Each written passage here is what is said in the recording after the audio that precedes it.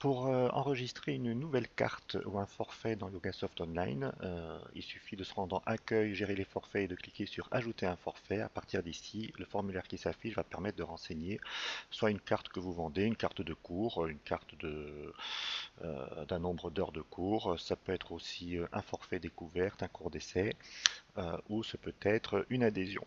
Hein, donc c'est ce qu'on appelle en Yogasoft Online un forfait. Donc on met le nom du forfait et son libellé commercial, c'est-à-dire celui qui apparaîtra sur votre site et sur le portail élève, qui sont en général les mêmes, hein, mais ça permet d'identifier que par exemple ici nous vendons une carte de 5 cours. Donc on va renseigner les 5 cours. Si c'est une carte de cours illimitée, il suffit de cocher la case qui va bien juste en dessous. Mais ici nous avons 5 cours, donc on indique 5 cours et on décoche cette case illimitée. On peut choisir une date de validité pour cette carte.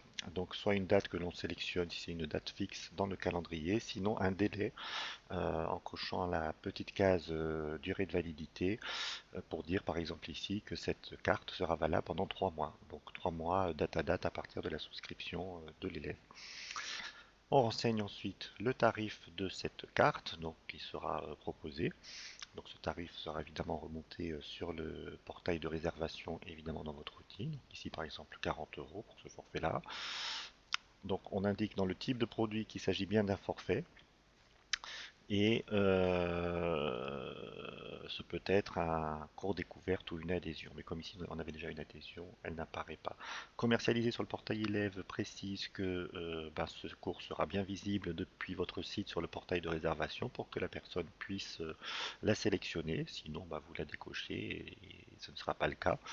Et en commentaire, vous pouvez mettre ici un petit commentaire qui sera juste à votre discrétion pour préciser les choses sur ce type de carte. Donc, par exemple ici, juste dire que c'est un cours qui est valable 3 mois, bon, c'est dans cet exemple très basique. Ça permettra ensuite de savoir un peu à quoi on a affaire.